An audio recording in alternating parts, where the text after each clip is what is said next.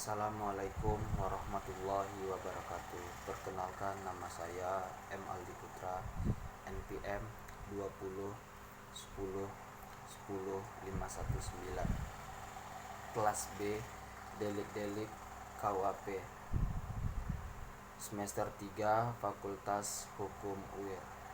Baiklah, di sini saya akan mengerjakan tugas video yang diberikan oleh dosen saya, yang materinya itu adalah tentang tindak pidana terhadap harta benda, tindak pidana terhadap jiwa dan badan, serta yang terakhir adalah kesusilaan. Dalam buku kedua, kitab KUHP, yaitu Kitab Undang-Undang Hukum Pidana, yang tentang pencurian, pemerasan, penggelapan, penipuan yang merugikan merupakan bagian dari pengertian dari tindak pidana harta benda.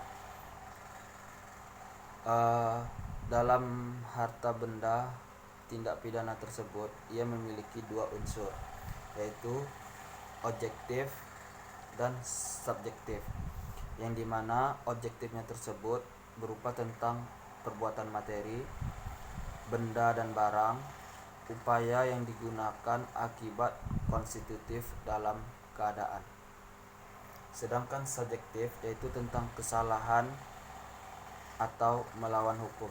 Terlihat dari beberapa pasal tentang pencurian.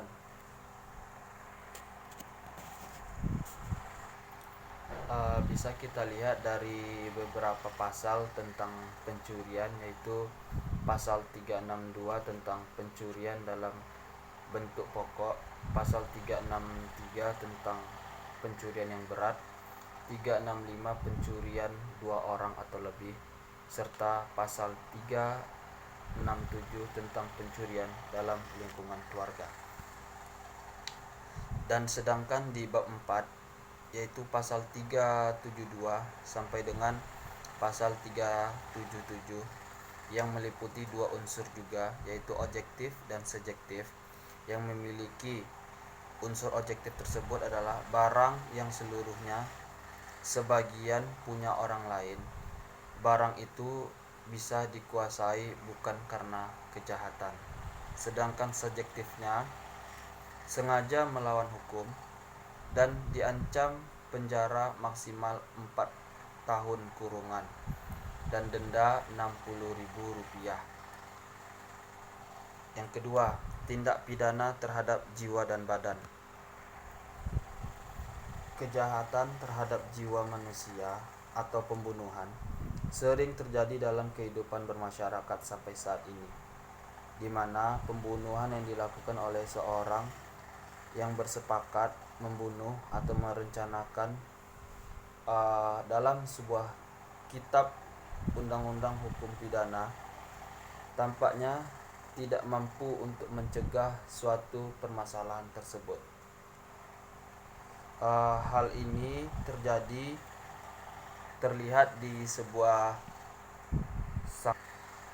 terlihat dalam kehidupan masyarakat, yaitu berupa sanksi yang ringan, sehingga tidak adanya jaminan permasalahan atau kejadian-kejadian tersebut, yang dimana tentang pasal 338, barang siapa yang merampas nyawa seseorang diancam karena pembunuhan dengan pidana paling lama itu 15 tahun.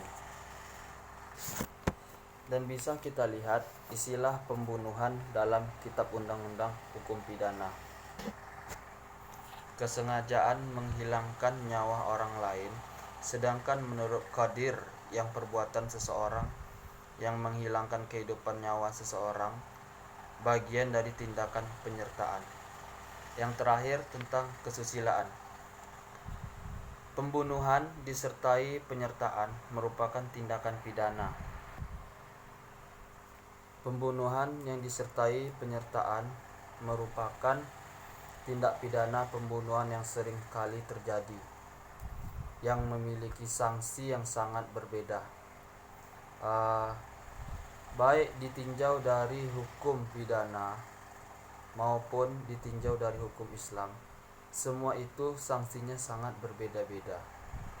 Nah, pasal 55 dan 56 KUHP, ketentuan perihal penyertaan yang dibebani dipertanggungjawabkan oleh pidana, dan karenanya dipidana pula keterlibatannya beberapa orang di dalam kasus penyertaan tersebut. Dalam kesusilaan tersebut, setiap sanksi itu memiliki perbedaan tergantung dalam sebuah hukum yang diperlakukan. Nah, baik itu berupa hukum pidana, maka akan berbeda sanksinya.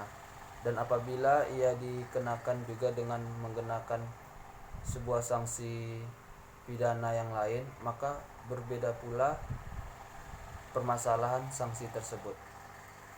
Nah, jadi antara kesimpulan dari sebuah tindak pidana tersebut sangatlah berbeda. Berbeda dalam artian tergantung masing-masing tindakan para saksi.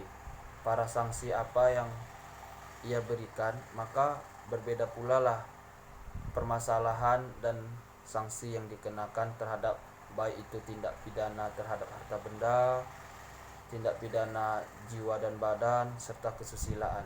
Jadi di antara tiga tersebut memiliki unsur yang berbeda, memiliki cara yang berbeda, dan cara mengatasinya pun juga memiliki perbedaan masing-masing di antara masing-masing permasalahan.